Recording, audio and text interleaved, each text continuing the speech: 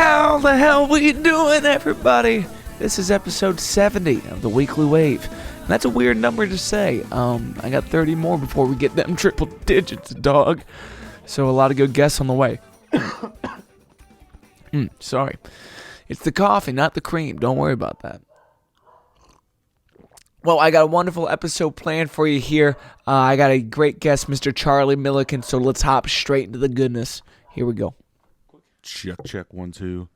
I wasn't sure if you wanted me to bring like guitar or anything, but if you want to play it all on this, I would love. Like no one's ever played on the show before. Cool. So I'll happily hook you up with a DI and a mic if you like. No, I'm all right, man. I was curious. You can sit right here for it. That won't be in the shot. Turn this guy a little bit. He's getting slacked, dude.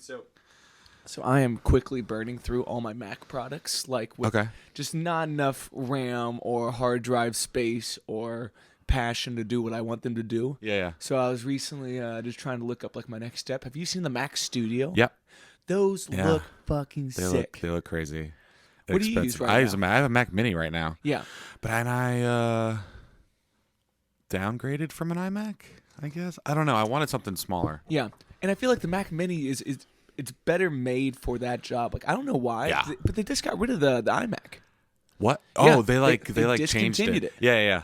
They discontinued it again. And I got like a 2012 iMac in like the control room over there that is on the fritz. So I definitely need to make that jump in some way, shape, or form. Yeah. But I just don't know. Like the Mac Studio does seem expensive. Yeah. But it definitely seems like the M1 chip makes a difference. M1 chip does help. With the Mac Mini, I should have got the 16 gig. But I got the 8 gig. But for the RAM? Yeah, for the RAM. Yeah. But I've continued to hear that the laptops, the MacBook Pros, are the best for production. Yeah. I just don't like having everything like... I like it being in a laptop form, and we're using a MacBook Pro for this, but like... I don't know. I feel like to put all of my workflow on one device like that, it's bound to shit the bed at some point. At some point, you gotta have those backups, man. Dude, you gotta backups on backups. Dude, I got a 20 maybe like a 2012 MacBook Pro in that desk, which is like the heaviest laptop I've ever felt, and like I miss it, man. I hate that they're getting thinner. Heavy. Yeah, it's less tactile. You know what I mean? They're getting smaller. I don't like it. Sometimes I'm like, I'm constantly looking to upgrade my home studio because sometimes Logic is just like, I'm not handling it today. What? So how often do you get that overload error? More often than I would like. Yeah. And you program a lot of stuff throughout the process. It's not like reading WAV files. It's like, I have the automation on my strings is coming in. And Yeah, totally. I do all that by myself, and then I have a lot of vocal tracks too. Yeah. So it's whatever. It's I still need to upgrade. It's still in the back of my head always. I think we're all at that point though too, where like Mac's not serving the creators necessarily how they need to. Right. Like we're starting to run into more walls than we'd like to admit. With that. Totally. Yeah. I need to be able to run 60 tracks in a Logic session. Is that so hard? Is that so much to ask for? It's a fuck ton to ask for. That's a lot of tracks, dude. It's a lot. But you got dynamics happening, man. You got dynamics. Got to make it work. Well, first, let me make sure I introduce you properly. Oh, yeah. Charlie Milliken, everybody. Hi, what's up? Thanks for coming out here, man. No problem, man. Finally. Yeah. Hey, currently on the streaming platforms for people finding you. Yeah. What is everything under? It's under Charlie John. Okay, currently. cool. Yeah. And you made the switch to Charlie John like a year and a half ago now? A little longer and then I did this thing called the You As Well project, which was all 80s dance kind of thing, which I was weirdly that's what happened during the pandemic. Yeah. I was like, I'm going to do 80s dance music. Cool. And then I put out like a 12-song record of that. And it's all under Charlie John now. Yeah. But it's so you transition that catalog? Yeah, it's over. I think there's a playlist called the You As Well project. And you just take the UPCs and then put them on. Yeah. What do you use? DistroKid or? I use. I'm on Symphonic. Cool. Okay. Cool. Did we switch to Symphonic at the same time? Oh, you're on Symphonic? I am. God damn, man! I didn't know that. And some people got the Symphonic T-shirts. I didn't get a T-shirt. Didn't get shit. I constantly ask them to. I feel like I'm begging them at this point to put me on their playlists, dude. But even with a small company like that, it's like it's so clear to me that playlist traction, as much as like Yeah, and you seem like someone that does really good job with like when your songs come out, you get hungry about the playlist. Okay, we're gonna land on at least 10 of these that are gonna put a lot of the groundwork for exponential growth, hopefully. Yeah, but do you? I mean, I try, but it's a hard game, especially when if you're looking for a niche category, if you're not looking at pop, country, or some kind of like EDM, you start to find yourself asking the same things over and over again in the same playlist, especially like in the funk genre. So this last EP of mine, like it was not totally funk, but I had to kind of lean that way just for the sake of keeping my own sanity and not having to spend 50 hours on Submit Hub. Dude, that's part of it. That's part of my, like, sometimes, like with this latest song, Cheer Up, I did through Submit Hub. A lot of it's kind of like they're not feeling your stuff. They're like, what else do you use? There's this company called The Drop. Okay. They're out of the UK, and you submit your song to them to see if it's the right fit, and if it's the right fit, they will. It's like $120 or $130 per not single. Bad. They will submit it to playlists, cool. like third-party stuff. Yeah, and did you find more success on that? Yeah. Well, than Submit Hub or anything else, really. Yeah. Well, if there's one thing that's very clear, like, I don't know how many years you and I have known each other now, probably 4 or 5. But if there's one thing you've always been great at, it's the consistency of the releases, and then making sure that they all had places to play so that they did have good-looking stream numbers. Like, everything of yours is creeping around that 10K mark, right? Yeah, I try, man. It kicks ass. It's good music. It speaks for itself in that. But yeah, I talk a lot with other musicians about, especially on my podcast, about that kind of thing. And consistency. If putting out songs every month still matters, or because for a while I was doing that, I had the backlog of like 10 or so songs. I did it every month, and then I haven't. Cheer Up is the last song that I have, and I put that out a month ago, and I don't know if I should keep doing the monthly thing or if because I'm trying to play the game, I guess. Yeah. You know what I mean? And the game just gets harder every day. Yeah. Because so many songs are uploaded. Yeah. What was it, like 20,000 songs a week or something like that? On the low end, baby. 60, yeah, something like that. But when it comes to like. Here on content creation, at least by doing a monthly release schedule, you're staying with what is your primary business. I talk to a lot of folks about like, what am I trying to do to grow up my brand, and what are you trying to do to grow your brand? And some people turn to doing like strictly Instagram reels with like almost like comedic audio, and they're pretty much just trying to make memes. Sure. And I get that might add Instagram traction. Yeah. But that's not why I signed up for this. Nope. So when I get to a point where I'm doing that for 6 hours a day rather than working on a song that I've had in the back of my head or gigging and doing the things that I'm passionate about, then I'm like, okay, I'm fucking up here. I think that all the time with TikTok, man. Dude. I'm like, do I need to do this? Like daily thing? I've heard people go, you got to post a couple times a day. But I've seen musicians blow up on there, Yeah. I've seen them. It definitely seems like there's the opportunity to blow up on there. Right. I also just question, like, if I blew up for the wrong reasons, would I be happy that I blew up? If it gets butts and seats, man. If it gets butts and seats. But, that's a really big question. Do online metrics turn into in-person followers? That's always interesting. It's like, because you hear the stories of people who have millions of plays. They can't sell out a tour, and that's like, oh, that's where we're at now. Yeah, interesting, but it's definitely good. And one thing I'll say about you is you have a really good brand, and you have a really good and band, and everything about you is really packaged nicely. Like when you go see you live, that's one thing I'm trying to get my live act together still. Like I can do the production side of stuff, but getting a live act together and getting those songs to sound good live. You know what I mean? Because I like to produce a lot, but then getting them live with just an acoustic guitar is a little tough. But super tough, especially when we're talking about 60 tracks that you put a lot of thought and time into these BGVs. So to say that they're not right to a band member that's just coming in there and being a hired gun too is also they're tricky lines to walk.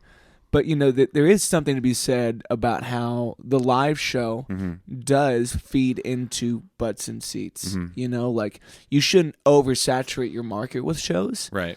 But when you're talking about people that are going to pay for the $15 ticket and a $20 T-shirt so you can keep doing this, you make those fans one-to-one, show after show. You know, it's not going to be you wake up and you got 1,000 new followers. No, totally. You played there and you made 4 new fans in a market that you had nobody, and you got to understand that's a 400% increase. You know what I mean? Like there's. It's painful, you know, when you want to think about how people blow up overnight.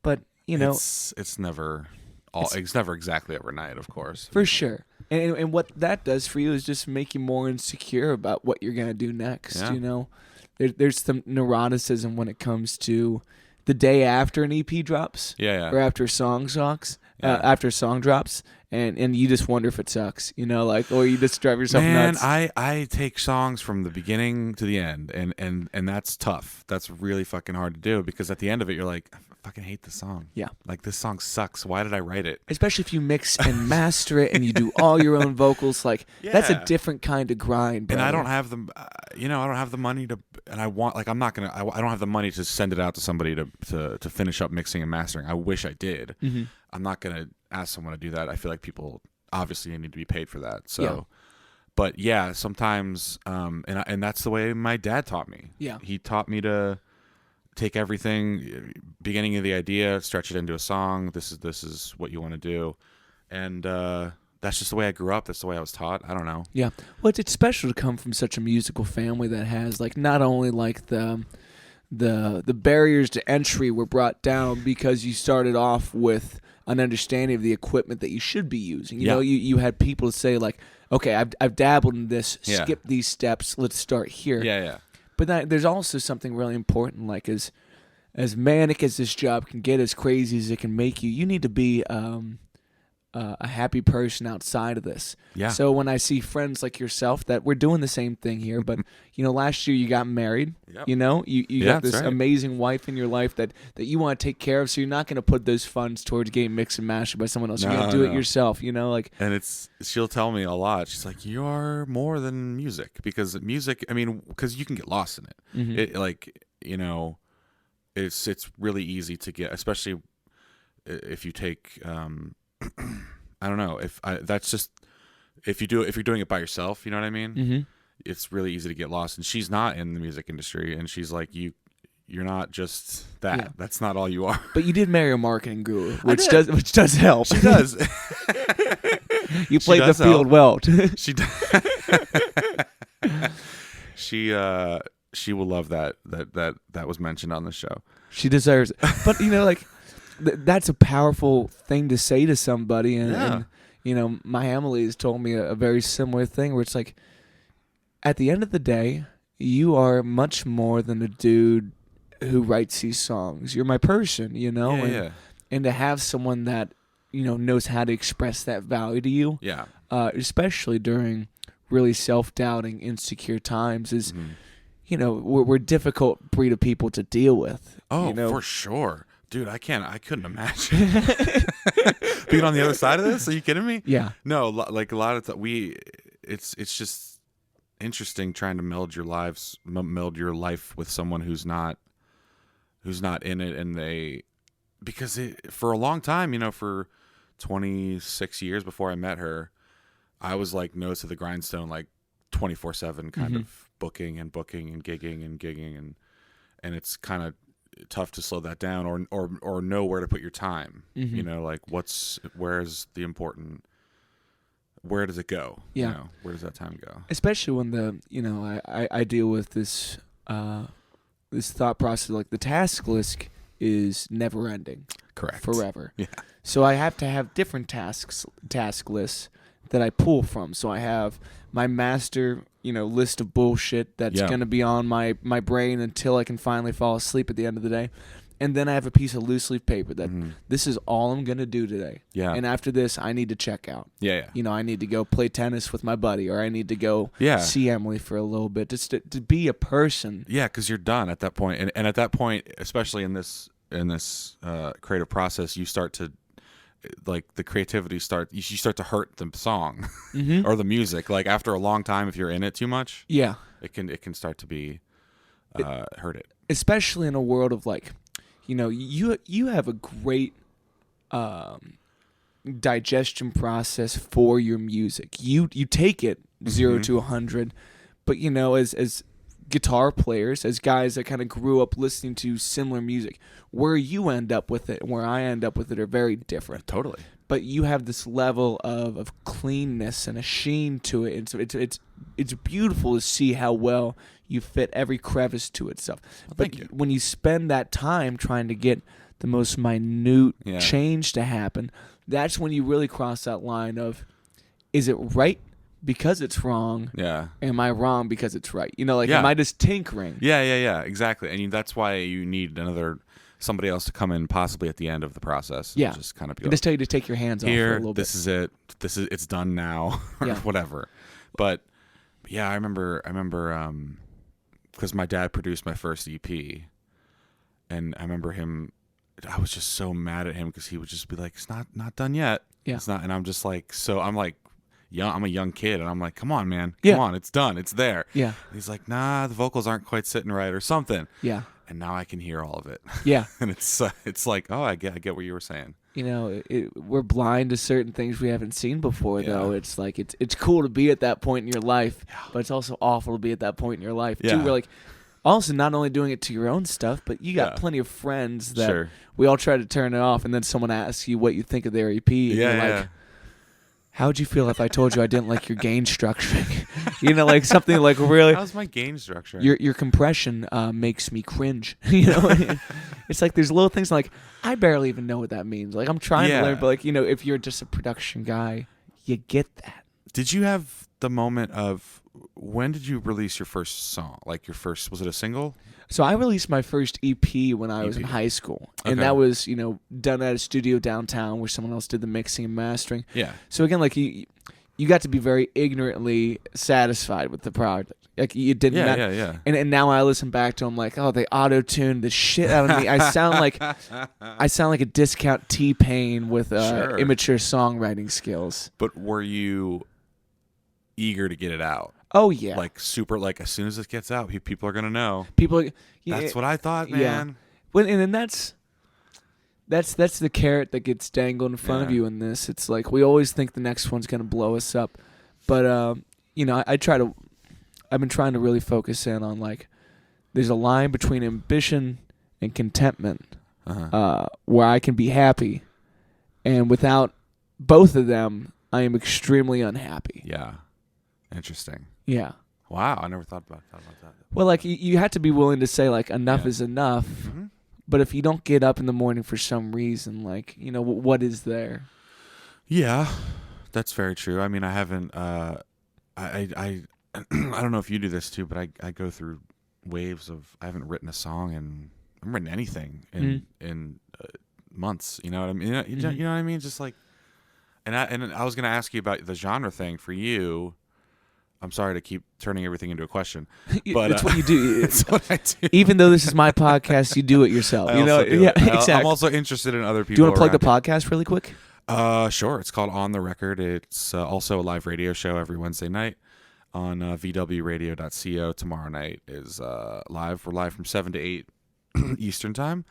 And then it goes out as a podcast the next week. Hell yeah. And we had you on like the second week or something. I was excited to get involved. Was Ethan and Joey first, then me, then Kevin? I had Ethan and Joey on. Ethan and Joey were definitely on after you. Kev was on after you.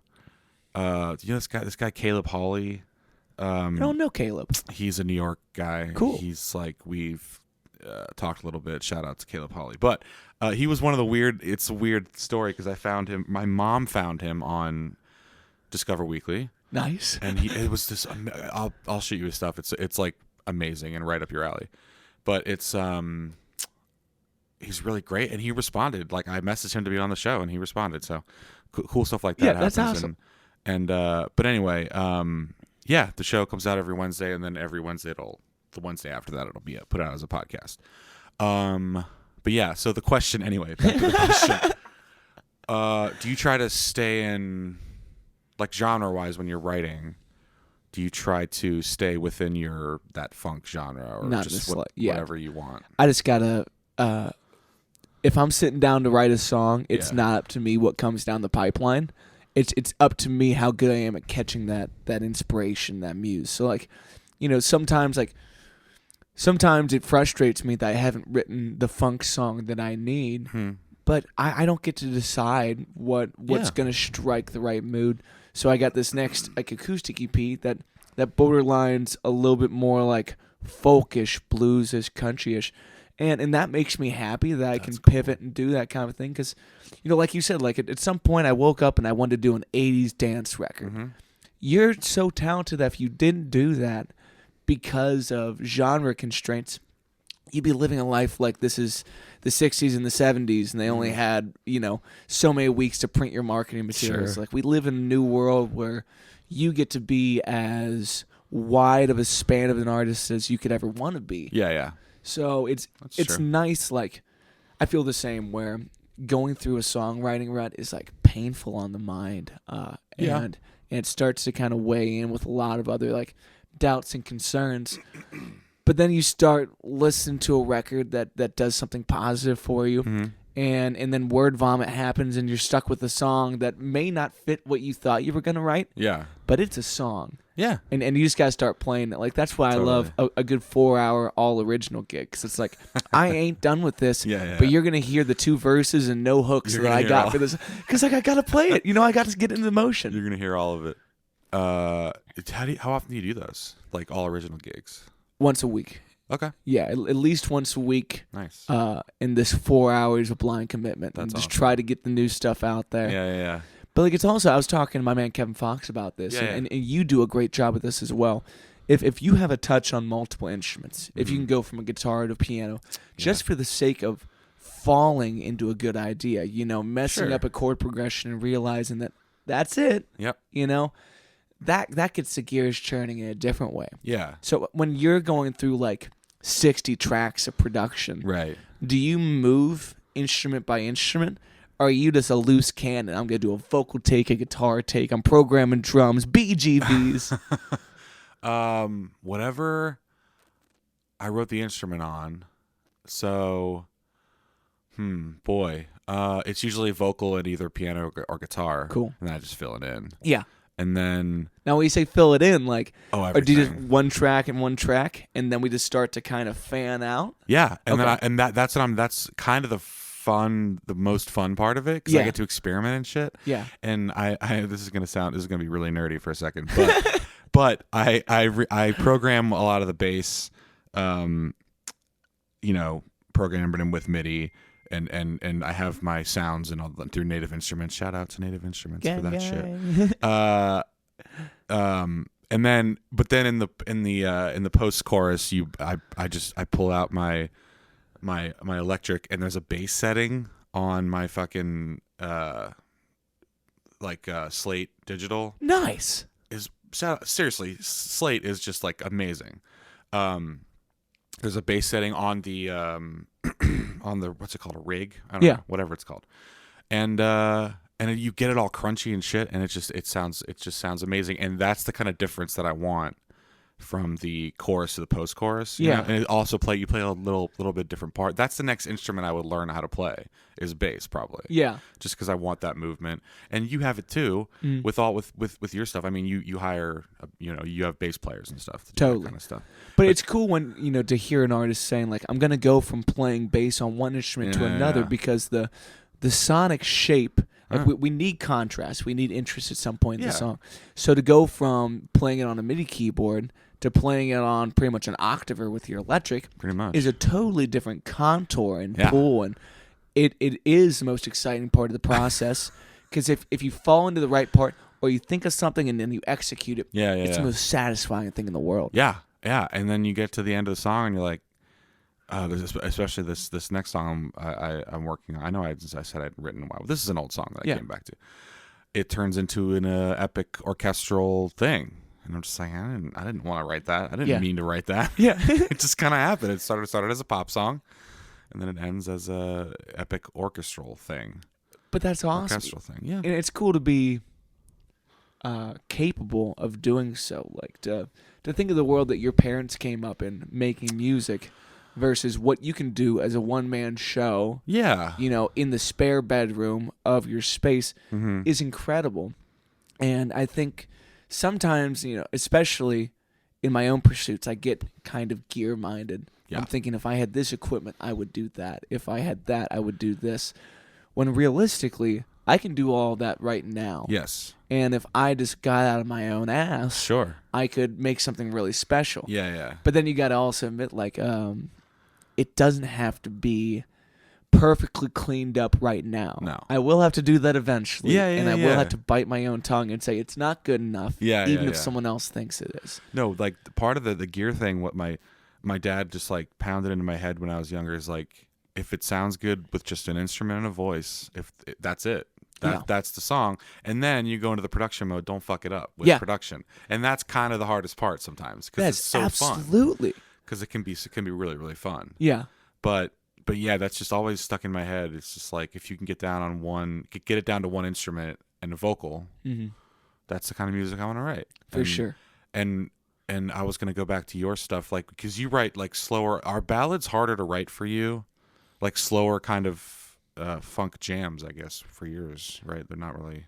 Well, I think when it comes to slower funk music, I think of if you listen to the original version of Kiss by Prince. When I play that song, I'm playing it 15 to 25 BPM faster than Prince does. It's a way slower tune than you remember. But if the pocket's that great, you'll never notice that this song's dragging. And that's the kind of, push and pull that makes his music the sexiest thing that's ever happened to the world. Dude, man, I could listen to that guy R.I.P. Yeah. But after he died, it was he has this song and this song and this song, and it's all these songs that I didn't necessarily. Obviously, I was too young, but I didn't really go back and do the deep dive while he was alive. Yeah, and then I did it after he passed away, and it was wow, this guy was really a genius. Yeah, on every front, guitar playing, songwriting, vocally. I think he's triple threat, man. And not only is he a master across the instruments, but he carried a level of attitude and swagger that, if there's anything I've really wanted to do in the last couple of years of my life is learn the character that I want to be on stage. Okay. My man Sonny Rapone's been a good friend in that, where it's you need someone to say hey, you kind of lost it right there. Okay. Kick it back into high gear. Or listening back to your sets in a painful way and being does my in-between song commentary carry people to where I want to go on this next bit? Man, I saw you at the Big Crash recording. It meant the world that you were there. And that was great because I never saw that character, that quote-unquote character, you know. And it was great. Thanks, I was every song I was oh, this is going to be killer for live recording. And that's exactly what he knows, and that's exactly what he's doing. Yeah. And it's really cool to it must be you have other responsibilities being a front man of a band and it's your name on the thing and I thought you killed it, man. Really. To have you at that show especially meant a lot, but also to have you at Fountain Square, I think sometimes I really slack on taking the time off to go see shows, to be entertained. You're busy as hell, dude. But I look at your schedule, I'm Jesus, man. And I'm on the other side of it. See, I'm doing weddings and private events. Yeah. And you're really busy. Yeah, but you got to work smarter too. And it's when you can do 1 gig a week that's going to pay the bills. Yeah. So I can do 2 other gigs this week that are going to feed my soul. You know what I mean? Those kind of things are important. And I think definitely as you age in this process, you got to really learn the value of your own time. Mm-hmm. And that's a genre to do that in. Yes. But it was a really great learning experience for me to do a live album. And to have to now live with what happened that night. Yeah. Because some things I'm super proud of, and other things I'm not. And there's a great refining process in that. But in between songs and trying to learn the character and learn these speaking mediums and how I want to set up the premise, I had to sit there and write out my bits. Oh wow. And I still fuck some of them up pretty bad. And it's okay, cool. I'm learning from that in a really transparent medium of wanting to push these songs out. There's a song of mine called Sometimes, which is one of my favorite lyrical bits I've ever done. It's Okay. one of my favorite songs I've ever written. Yeah. And I just brain farted on the entire second verse. Wow. And I'm thinking to myself after, like, could I go back in and edit that? Yeah. Could I cut that at home and fill it in? I can't, you know? I don't know. Yeah, man. You got to live with I it. forget a lot of my own stuff. But I was going to ask about, so did you got the recordings back? Yes. For that? Okay. And is it going to be out soon or? So it's going to come out in July. Okay. Yeah, Awesome. I got Jake Richter doing the mixing and mastering on sure. that. Which, like, That's you know, awesome. if you have the ear for it, there's no way to lose the ear for it. Like, Yeah. you're stuck in that hell forever. Yeah. I do not. So I'll find the way to pay somebody for it. Sure. It's sometimes you think you don't. Sometimes I think I don't either, and like maybe I shouldn't have put this song out, but I did, and there it is forever. Yeah. And I'm moving on, and the business party, it was like you can't move on, you got to promote it still because it's out there. Yeah. And I just, part of me is just like, I'm done with that song. like the song "Cheer Up," which is, again, I wrote in like 20 minutes, and it's about dealing with people who can't understand anxiety and telling you just to cheer up. And and it's, it's the first explicit song I wrote. I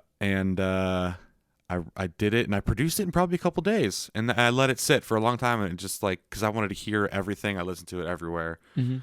And I was like, this is it. It's basically with one instrument and one vocal. It's a great song, and I just put it out.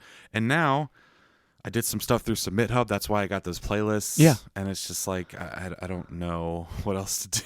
Yeah. Just because I also want to focus on new stuff, writing new stuff in the studio, but also booking, business side of stuff, getting gigs, getting myself out there more.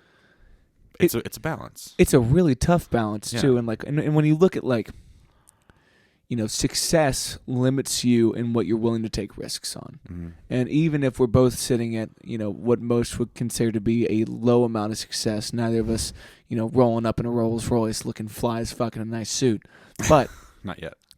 there's frustration when this song hasn't broken that 1,000 streams mark. And this one's sitting at 10,000. You're like, I can't have that on my profile. Makes me look like a goon, And it's like this. It hurts. It kind of does. It kind of does. Do you have song? I mean, you have songs like that where Yeah, you're like, I got plenty of songs. you're like, below I that. want this song, and that fucking Park song of yours gets stuck in my head like every day. That's my least favorite of all of them, man. So like that means the world. Catchiest chorus. I'm dude, telling you. It's. And I. Would you mind shutting that door up there for me? Thanks, Blair. Yeah, I like we're talking about. I grew up in a household of my dad and mom. They are jingle writers, and they write choruses for a living. Yeah. So I get to the chorus very quickly. Yeah. And I recognize that in a lot of music, and it's just something about it, man. That and a couple of them like are just really, really intense. Cooking Me Up is great. Yeah. Like and the energy that song brings, by the way, is really cool. So you must have fun putting your set list together. I think over time you learn the shape of the show more and more, and you find out where those things can sit. But like talking about your folks being jingle writers, like the ultimate craving I have in my life is to make another earworm. Like something that you can't get out of your head, even if you hate this shit. Even if you don't like the song from the get, if you find yourself singing in your car, 3 weeks later. You did it. I did. Yeah, I did you my got job. It. And you might hate that fucking song, but it's good. And it's really good. To say I hate the song is callous. I know that's. But it's how I feel at times, and so you have to kind of battle those feelings and admit that even if I was the one who caught the inspiration, put it down, released the song, it is not of my choosing where that song goes and what it does for folks. Yeah. I was talking to someone the other day, like, that's true. This can be a fickle pursuit, or it can be the most meaningful thing you ever do with your life. Yeah. And when I look at someone like a Prince or a Paul McCartney, and I think about how some of these songs are a passing thought. Yesterday was originally Scrambled Eggs. Sure. Like, these songs come from nowhere with no value for anybody. Yeah. Until someone says, I'm gonna rework that.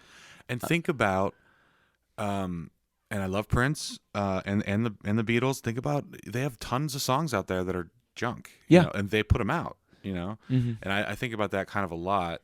But their big songs are they just live forever. Like they're timeless. Yeah, and that's a great transition. It's like the idea of a song outlasting you in your life is very profound. That's cool. And I was listening to a podcast the other day where they said something like, if you don't live every day with death by your side, then you will forever fear it. There's something to that regard. And it's like the finiteness that comes along with this. As someone that is more than just music. As much as this is who you are, you get married, you start a family. You do these things that are pursuits outside of this lofty dream that we carry, because you only get so much time here, and you can't put all your eggs in one basket.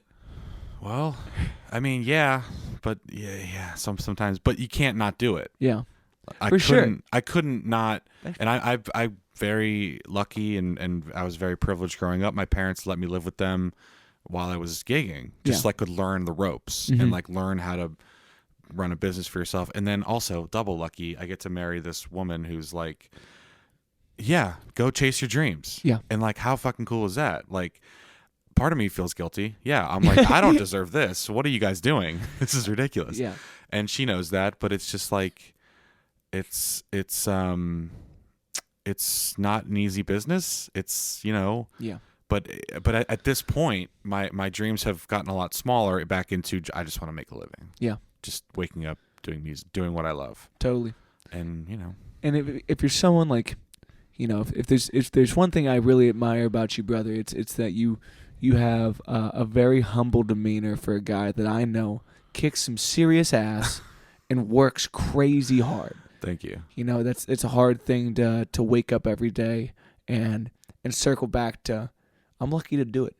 It's it's interesting. I was, not to put my dad on blast or anything, but we had this conversation a lot because he was in a band for 10 years, got looked at by Motown, got looked at by huge labels. They were too integrated. People didn't know what to do with them. They had like a black drummer, black bass player. My mom was a lead singer, and my dad a saxophone player, and they had a white keyboard player. So for 10 years, they toured and did clubs all over the country, and then they had to stop because it was just time to stop. Clubs weren't paying as much. They weren't letting them stay on the road as much. Mm-hmm. And then they had a baby, and then shout out to Aaron for ruining their career. My older brother. I thought you were the baby that you were talking. No, I'm the middle child, which may be why I'm so humble. I'm so shy. But yeah, so and he talks a lot about like, it took me a long time, and he still has to remind himself that he's very lucky to get to wake up and just do jingles and they run their own company. Yeah. International jingle writing company, and it's not easy to come to that. You almost have to have a mantra every day to come back to. And it's again, I feel like we keep coming back to, it's not easy what we do. For sure. Well, and then you look at like we were talking about, weddings and corporate events are not the things that feed my soul, But if I take my little ass ego out of this, then I can remember that this is the best day of someone's life, and they ask me to come in there and make sure that they can shake it a little bit, man. And I'm there for that, dude. I had that realization 2 or 3 years ago, and I love it. I fucking love weddings. They're amazing. I play and I also DJ them now. Like I'm an all-in-one kind of thing. And I'm trying to get the word out there to people who want to do that, and I love it. There's nothing I did, again, because a lot of it I looked at like, well, I don't want to take that. Oh, they're paying us. They're paying me how much? Yeah, like that much kind of thing. Is it all band generally when you do a wedding, or no? I offer every configuration to every single gig I do. It's like, here's the rates for me solo acoustic up to an 8-piece with a female singer in the horn section, and in that no one's ever dissatisfied because they had the options from the get. Yeah, but I think it's really cool when you can challenge yourself to go into new genres of work, like being a DJ, and still excel in it as yourself, Yeah. I mean, a lot of it is just being nice and showing up 50% of the thing is of life is just being there. And if you're, and I've heard a lot of stories about how DJs are kind of flakes. Some wedding DJs are like kind of like, I'll show up on the day and just do whatever. I'll do my thing. I'm not gonna play any of your songs. Like, it's their fucking wedding. Yeah, they asked for it. They stroked the check. Yeah, yeah. That's it. I need my check. I'm gonna play "Come On, Eileen," dude. We're all gonna dance like it's fucking. I had someone ask for a live version of "Come On, Eileen," and I promptly told them to fuck off. I was like, do you know what it means to have this crazy crescendo and the meal? Yeah, exactly. Yeah. You want me to coordinate that with 8 people that have never played this song? How much time did you like? Is there a time that you could have rehearsed to get that down? No. No, never? Okay, cool. So that's on your do not playlist. And like there's certain things that when it comes to the live band, it's like, I'm going to tell you honestly, like it doesn't hold a lot of value for me to learn this for one gig. Yeah. So I think you'd be happier with the playback version. Sure. Rather than me doing this. And I think that's just like those realities that, it doesn't stroke my ego to say that. Sure. That's the truth. I don't got time for that. My band doesn't have time for that. Yeah. And I want to make sure you get the best product of what you're asking for. Definitely. I've gone into some, I'll generally learn what they want me to play. If they know me and they know that, like, if they visited my website and stuff, they'll know what they can ask for, what they shouldn't ask for, because I don't really know. The country stuff is just like, I've played some like deep country weddings before, and some old country is great, but some of the new bro country I can't. Yeah, sorry, not my thing. I'm never gonna learn Freebird. That's one I'll just throw right there. Dog, I have been upping the minimum rate of which I'll play Freebird. I charge people by the minute. I tell them, and like, it'll be 12 minutes, but like, you're going to have to pay me $100, dog. It happens. If you're in front of a microphone with a guitar, people will yell Freebird. Yeah, it's just what they do. That's what they do. They're dense. They're excited. They're drunk and excited. Yeah, but there's a lot of that humbleness that needs to feed into those gigs. Yeah. Because you are serving the situation. Love it. I'm such a people pleaser that I'm going to do it. Like, I just played, I had a twofer on a Saturday a couple weekends ago where I played a funeral at like noon in Chillicothe, Ohio. I don't know. Deep. Yeah. And then it started to hail, so we left. And then I played they wanted like Beatles and classic stuff, whatever. We played like around the grave. Like it was set. Like people were making speeches. It was like, And then I go play a woman's weekend, in Logan, Ohio, which is like an hour away. I don't get service anywhere. Yeah. Like that's just all deep Ohio. Like that. Like those are the kind of days that I have sometimes. And honestly, it was great. Like I looked at it like it was a fucking great day because they couldn't. First of all, the women didn't stop tipping me. Like it's just like, and that's it's awesome. nice to be adored by the ladies. And they're drinking and having fun, and they have money and whatever. I'll take it. Yeah, absolutely. I'm a handsome guy. You are. But you are. But at the end of the night, they were upstairs having their dinner, and I was like, I had a 3-hour drive back home. So it was like 9:00, and I come in and grab my little dinner. People are so nice when you're also nice. Yeah. They had like filet mignon and like a whole dinner, everything. And they're like, can you stay for dinner? And I was like, I can't see how that would, benefit me in any way. Also, I have a long drive home, but they're like, okay, well, we're going to have the chefs bring you up a dinner, or we'll have the chefs prepare you a dinner. You can just come up after you're done loading in through the kitchen and get it. And I was done loading up, came through the kitchen. They were all sitting there, like 20 of them at a long table, just 20 women just having a weekend. Drinking wine. They're like on their like third and fourth bottles of wine. And it was like and I was just like in my coat trying to like, keep it small and like I don't want to bother anybody. Yeah. It's my fucking personality apparently. And then I grab my thing, I go out, and they're like, one of them yells, "Thank you, Charlie." And then as I'm like the whole way out, they are standing up and applauding. All of them. At once they all did it. Yeah. And I heard it outside I left the house and they were still doing it. Rockstar moment. I was like, this is cool. Yeah. Who else gets this? Like, Yeah, that's my my rock star moment, I guess. I don't know. Yeah, you leave. Playing a funeral is an intimate moment too. It's tough. And to be able to change pace like that. Yeah. And go provide it for a different moment like that's a testament to professionality and an understanding of how many places this music can fit in somebody's life. Yeah. And to kind of circle that back to like when you're talking to clients, Mm-hmm. in any regard, transparency is the name of the game. Yeah. So I tell people, I'm like, I would love to play your wedding. But you know what I really love? I'd love to play my shit at your wedding. Oh. So take a listen to it. Yeah. Because if you love this, you're going to see a whole different side of this band. Yeah. Because that's what we're passionate about. So Cool. let's share in that experience. Yeah. Yeah, give me 1 second, brother. I got. Okay. No problem. Yeah.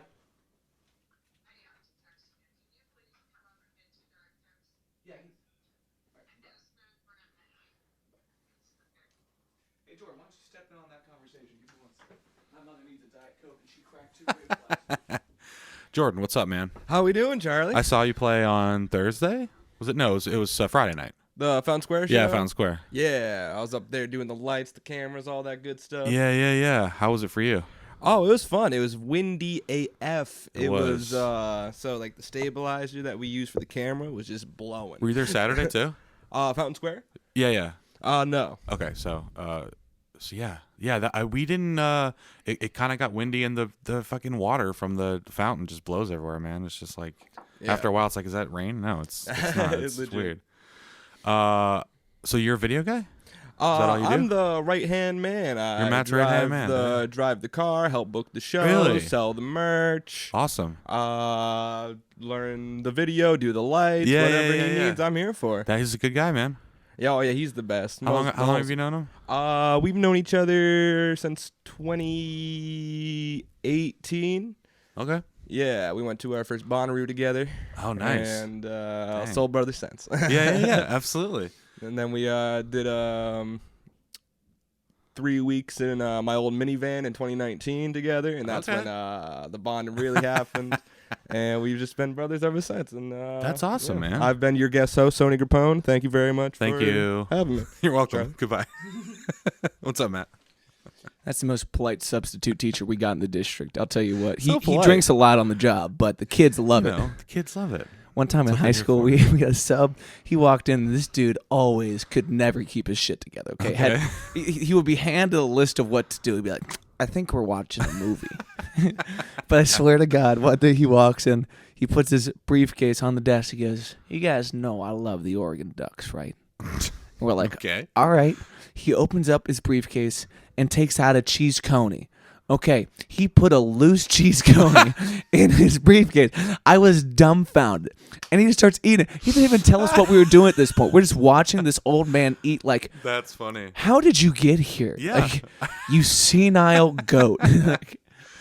Man, it's I remember I wasn't doing music in high school. Like, it's really I was, I guess, is that rare? I don't know. I kind of got into it when I was 18, so that's kind of late. But it was.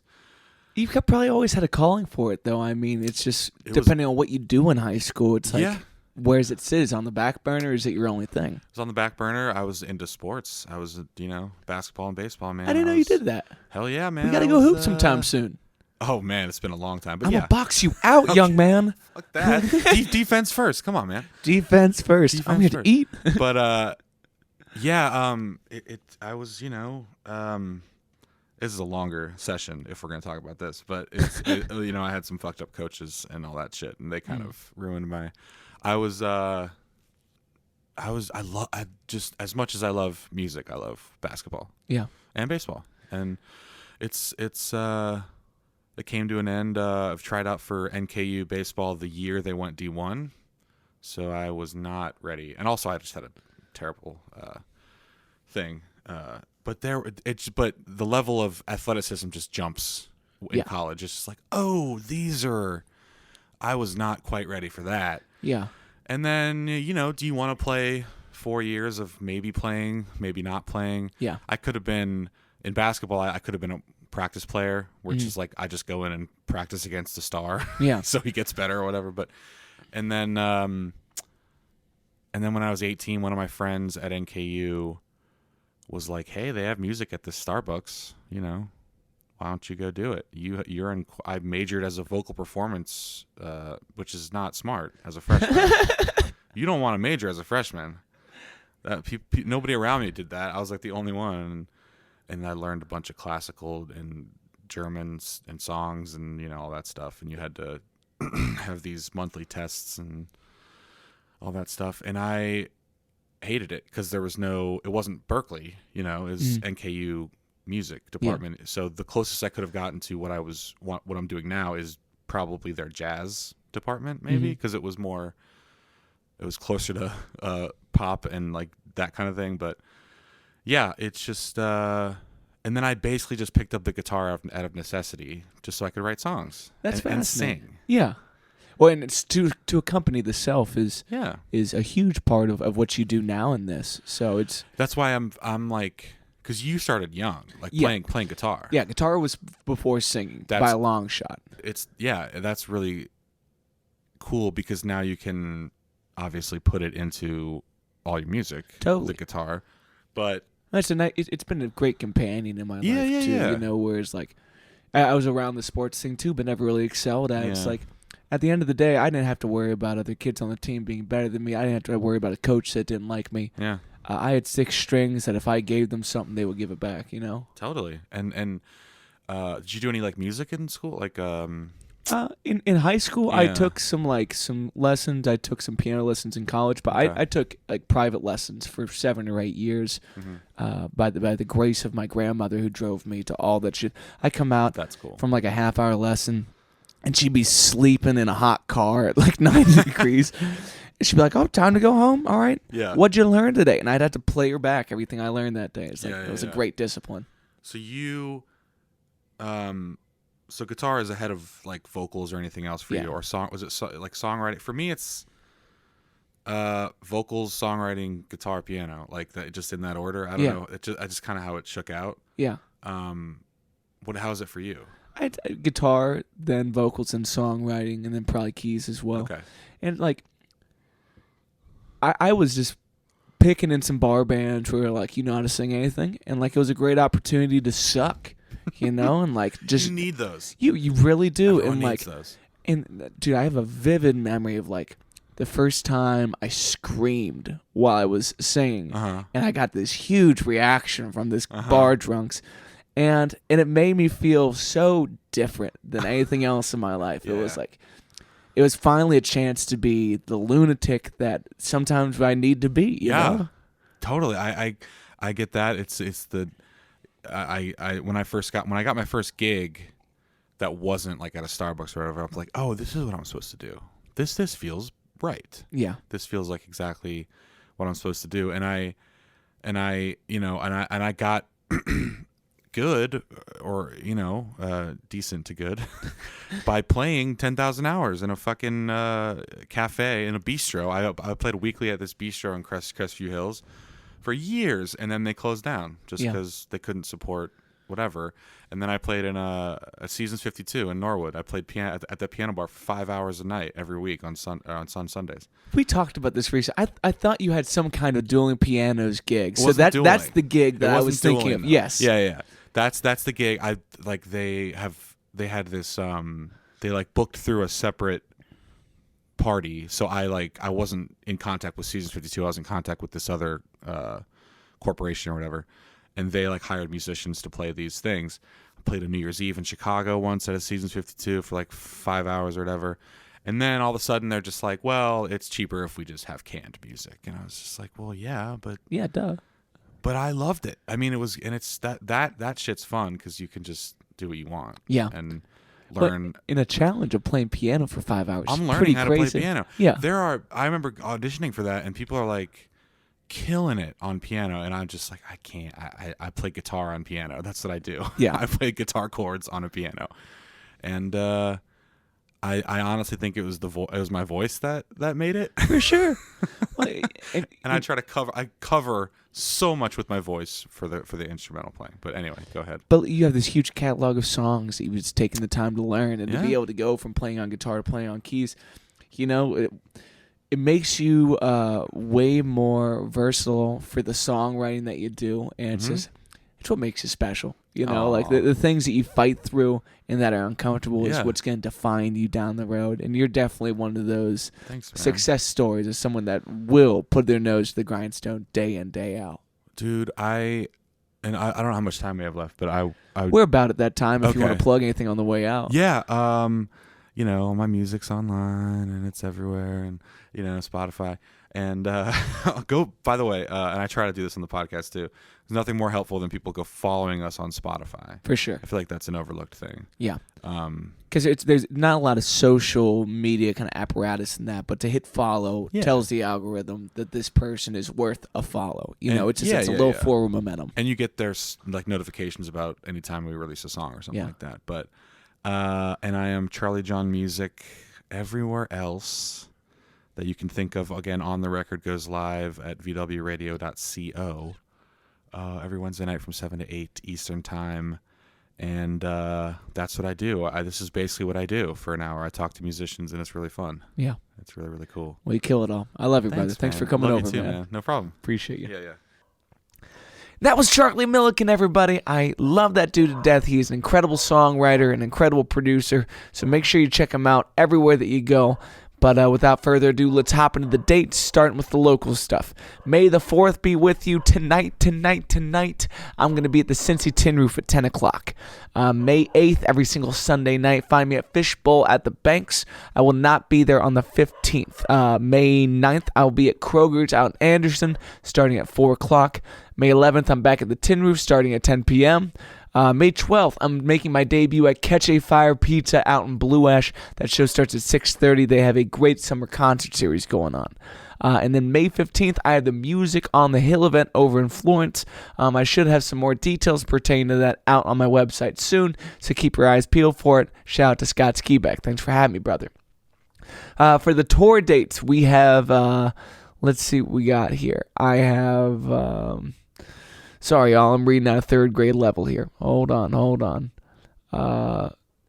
The 14th, I'm going to be at Grainworks out in Westchester. That show starts at 7 o'clock.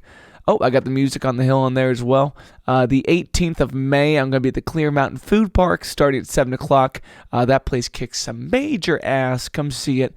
The 19th, I'm at Keystone Bar and Grill over in Covington. I'm also at Keystone this coming Thursday. Both those shows start at 8 o'clock. The 25th of next month, I'm at the Tin Roof with the full band. That starts at 10 p.m.